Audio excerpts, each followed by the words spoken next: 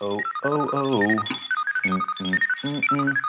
Oh, hello. Welcome once again to Stuff and Things, where I like to talk about stuff and occasionally even things. I'm your good friend Bradley, and today is a Sunday Stuff and Things. And on the Sunday Stuff and Things, we have stuff and things to talk about, including upcoming videos, things that you can look forward to on Stuff and Things YouTube and Stuff and Things Patreon. We're going to talk about a question I got, or I'm going to answer a question I got about why I'm only using black and white film when I'm shooting film and why I'm only using the same kind of black and white film when I'm shooting film.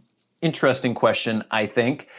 And then we will talk a little bit about the NFL. The NFL season is starting. I'm excited. I'm sorry. It's the only sport I follow. I enjoy NFL, especially the Seahawks. I live in the Pacific Northwest in Washington State. So we're going to talk a little bit about it. We made predictions last year. I never went over them, and I'm probably not going to do it now, but we'll talk a little bit about that and then what I see ahead for the Seahawks this season and the NFL in general.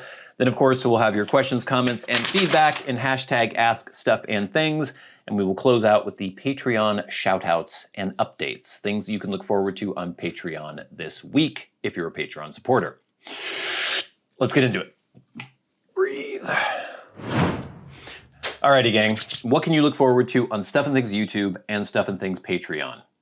This week, the week after, and the week after that. We usually do it 3 weeks ahead. I don't know why I had to make that, why I had to specify that. I'm not sure. But this week coming up on Monday, early and ad-free on Patreon, and then Wednesday for everyone else on YouTube. I love these things. These are the MeePlus Slimpad notebooks. So MeePlus contacted me. They're out of Hong Kong.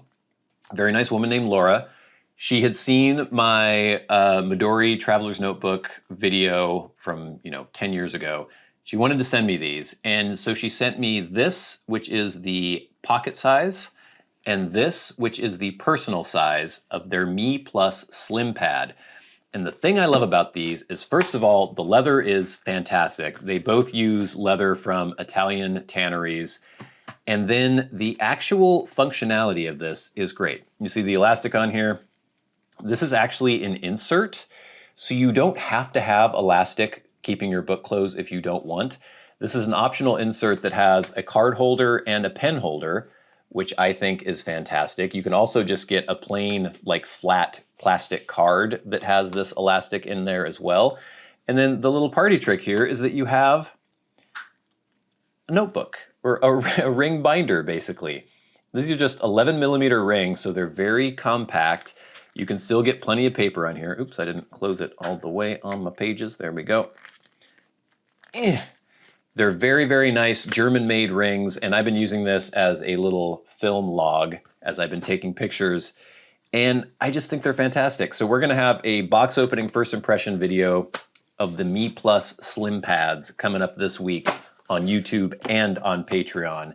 The week after that, we will have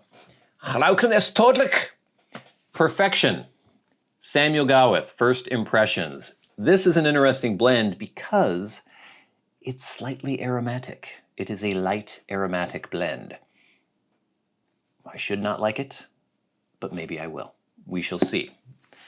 And then the week after that, we will have an update on the video I posted on Gary Winogrand talking about the rangefinder versus the SLR. Very fun video, very, I wouldn't say controversial, but a video that inspired a lot of debate in the comments. I had over 220 comments on that video, and Gary Winogrand went on a little bit of a rant as to why he chooses a rangefinder over an SLR. Now, we're talking about, this was 1977, I think, when the video was recorded, and so we're talking about 70s film technology, not modern digital cameras. But I wanted to touch on that video again and revisit it because I felt like I didn't illustrate his point perfectly, and I wanted to go outside with different lenses and different cameras and show what he was talking about. So I have a section on that, and then I'm also just responding to some of the comments and some of the things that people were saying in the comments for that video. Fun debate, fun topic, and be sure to check that out as well. Coming up in 3 weeks, but lots more good stuff coming up on Patreon and YouTube for you all to enjoy.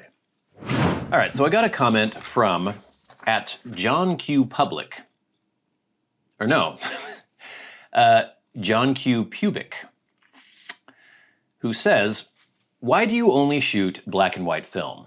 And why do you only shoot one kind of black and white film? That's like only watching one movie on your TV or playing one song on your stereo. You're missing out on a huge part of film photography. Okay, so interesting. I don't quite think there's an equivalency between, you know, only shooting one kind of film in your camera and only watching one movie on your TV, but I think I get what you're saying, John Q Pubic. First of all, okay, so when I shoot digital, my digital camera is over there, but I typically shoot my Fuji X100VI. Well, it is a digital camera, so when I'm shooting that camera, I'm usually doing color photography in that camera. When I'm shooting film, and I've been pretty much exclusively shooting film since I got the Leica because I really want to get used to this camera, I only shoot black and white, and the black and white that I shoot in it is this Kodak Tri-X 400. And I shoot Kodak Tri-X 400 because I like it. I didn't really put that much thought into which black and white film I was going to shoot, but I knew that, you know, Tri-X has been made forever. It's not the exact same formula that they've had since the beginning or since the 40s, whenever it first came out, or maybe the 50s. I think the 50s was when they first had like 35 millimeter. But it's a well-respected, well-regarded film. It looked like it had the characteristics that I wanted in a black and white film. It's relatively, I won't say inexpensive, but it's reasonably priced in the US. It's only, again, not only, but it's $9 a roll in the US for 36 exposures. It's tried and true. It's been tested over decades. People know how to work with it. And I wanted to use Kodak. So I wanted to develop film myself. So that's kind of one of the main reasons I wanted to shoot black and white, because practically I didn't really want to get into color developing myself. And I couldn't afford to shoot film if I had to send all my film away to be developed. So I had to develop myself, and if I was going to develop myself, I only wanted to do black and white because color requires a little bit more screwing around than black and white does. Black and white is super simple. And when I decided on Kodak Tri-X, it was because it is a tried and true film. It's not easily available because most black and white film you do have to send away for, but you can find it. It's not super hard to find. It's relatively inexpensive in the US. I wanted to use Kodak development chemicals, so I was using D76, and just like, it's like if you buy a Honda and everyone knows how to fix it. Like everyone knows, and this, I guess that analogy was good maybe 30 years ago or something, but it would be like buying the most popular car that had been around forever, and there will always be spare parts, everyone knows what to do. It's kind of like that with Kodak Tri-X and then Kodak D76 for the development. So that's one reason. I wanted to get really good at exposing for film, and so I wanted to use the same film all the time, because if I was constantly jumping around between different kinds of film, either color, black or white, and then different kinds of black and white film, every film is different and you have to kind of learn that film. And so I wanted to get really good at exposing for Tri-X. I also wanted to get really good at developing for Tri-X and just know exactly what I was doing with it. And it would be more difficult if I was constantly changing films all the time. And then I also feel like focusing on one medium, in this case, Kodak Tri-X, it helps you master that medium. I want to be good at this. And so I want to choose one thing and get really good at that one thing. And then maybe if I feel like I am very good at that, which who knows if I'll ever feel that, because I never feel like I'm good at anything really. I'm my own worst critic. Then maybe I would move on to another kind of film or something if I ever got bored. I don't see myself getting bored with shooting black and white and shooting Tri-X. I think it looks great. I like what it does.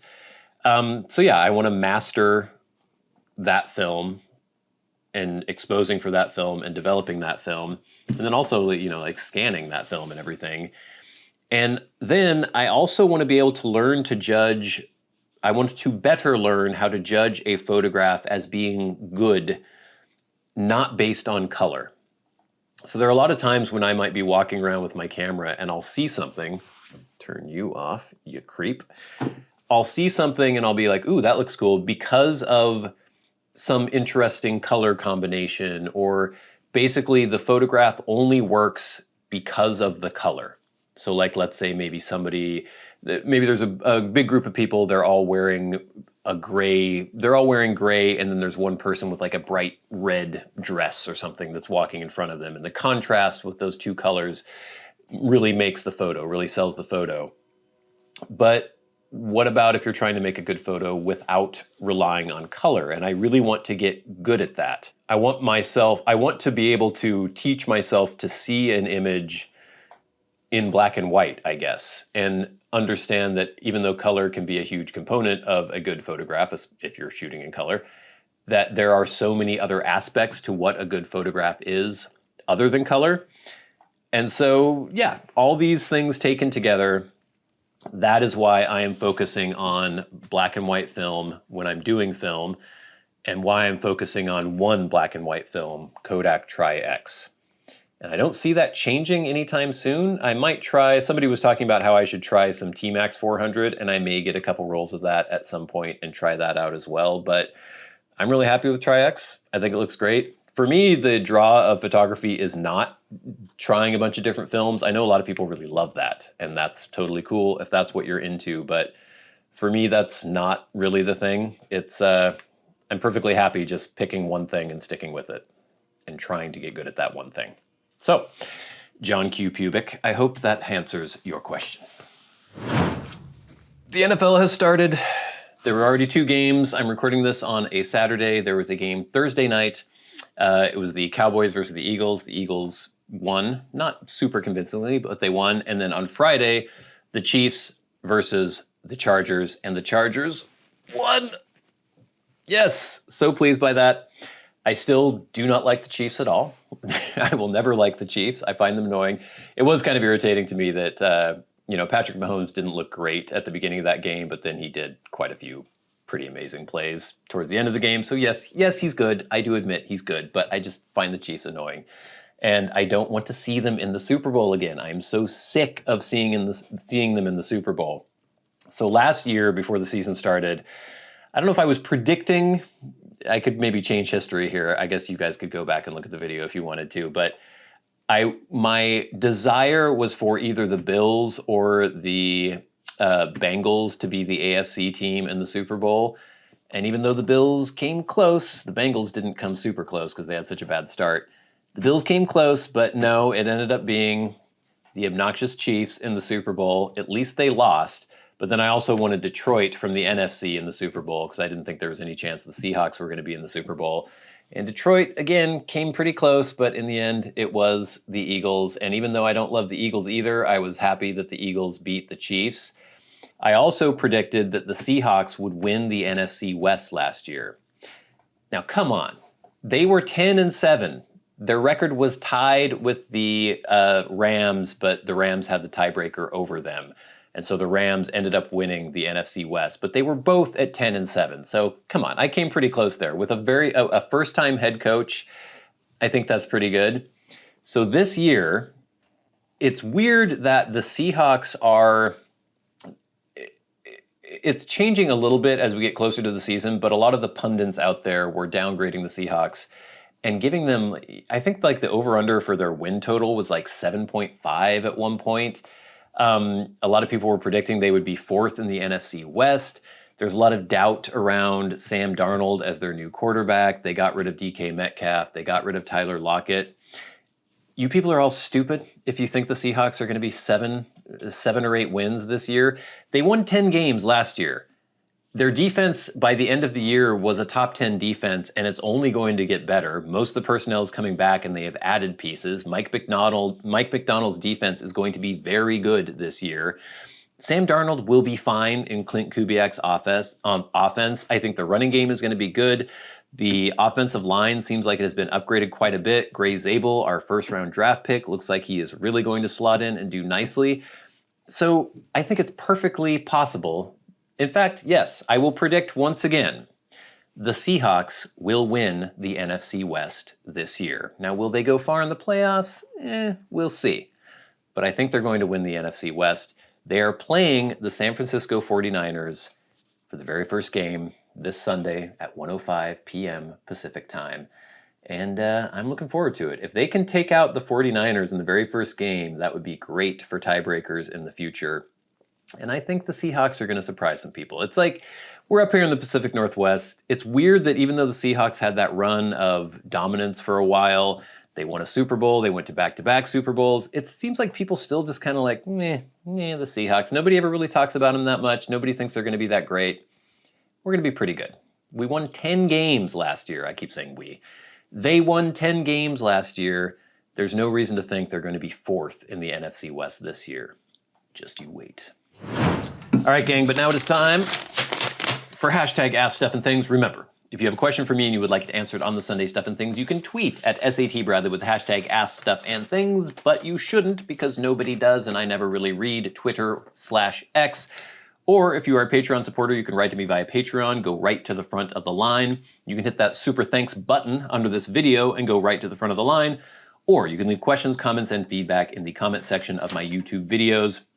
I didn't pick as many this week because we read so many last week, but we have some feedback from last week's Sunday Stuff and Things. This is from @Andrew McClay, who says, I've been an on and off watcher of your channel for years. Why? Why haven't you always been watching the channel? Mostly for the pipe stuff, but I recently started getting into film photography. Excellent. Totally irrespective of you, so I'm at least proof that some of your audience will follow you down the new road. But regardless of my personal interest in whatever you discuss, what I like about you most is how you are in search of the ideal in whatever field you're currently interested in. You seek to optimize your life. I like it a lot. I think you're being a little too kind to me there, but I appreciate it. As regarding film photography, I admit that I had never heard of rangefinders before this week, so I'm going to look into them for sure. Be careful, they're addictive, they're beautiful, they're wonderful, I love them. And I totally agree about an arrogant, sure of himself curmudgeon via a milquetoast prevaricator. I sincerely do not think greatness or genuine expertise is possible if your highest virtue is to hold no opinion which may upset anyone. I am refreshed to hear you defend Gary Winogrand on similar grounds, and I really liked watching that video to see his mind at work. Very good. I couldn't have said it better myself. And the other thing that watching this Sunday Stuff and Things made me realize is how great you are at stimulating discussion and hearing out other opinions and finding what works and what doesn't work in them. Thanks for a great video. Thank you for a great comment. You're being far too kind, but I appreciate it, and I hope you keep watching. Next we have @GhostWriter564 who says, your comment at 1532 on teaching those that can do those... Okay, wait a minute. On teaching those that can do those that can't don't. Okay, so there's some punctuation maybe missing here. On teaching, comma, those that can do... Oh, those that can, comma, should... Okay, this is so difficult without the punctuation. Your comment at 1532 on teaching... Those that can, do. Those that can't, don't, in my view, is spot on. It shows you the importance of punctuation, gang. How can you answer questions from students if you have never or never had... Oh, my Lord. How can you answer questions from students if you have never or never had or faced that problem? You can't. Surely we have to challenge a student's inquisitive mind, otherwise how else do they learn? Not by reading it in a book, you get the theory. Yes, thank you very much for that comment. I agree with you. Give me some commas next time, please. And then we have, I just picked out one comment from I'm Not Going to Like Kendall Black Cherry. It was the Patreon exclusive video for last week. This is from Chris Coffey, who says, thank you, Chris Coffey, for being a Patreon supporter, who says, thanks for this, Bradley. I don't plan to try Kendall Black Cherry, but I'm looking forward to your thoughts on perfection. I could see myself trying that one. Yeah. I don't want to give away the first impressions video too much, but perfection was very interesting, and especially for someone like me who does not like aromatic blends. Pretty interesting stuff. All right, gang, thanks for those comments. Please keep them coming in. It helps make the show go. But now it is time for the very best part of the show, and that is where we thank our Patreon supporters. Remember, if you would like to support Stuff and Things on Patreon, there is a link in the description box below, and it is much appreciated. It is basically the way I can keep making these videos. You have exclusive videos to Patreon every single week. We are working through the backlog of all the old pipe blend reviews that used to be on YouTube that can no longer be on YouTube, but are now being moved over to Patreon. So eventually we will have that entire archive for your perusal, I guess is the word I'm looking for. $5 a month gets you in there.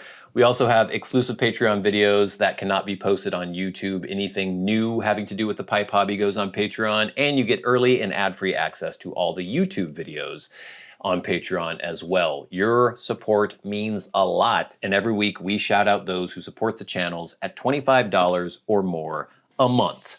The producers of Stuff and Things. People like Jason Buckner, Arcturus, Ashes of the Phoenix, The Friendly Piper, GreatGrol, Glenn, David Severin, Nicholas James, Kyle Whitmore, Mr. Gibson, and Chris Caughey. And of course, the Maniacs, the crazy people who support Stuff and Things at $100 a month. People like Bob Magee.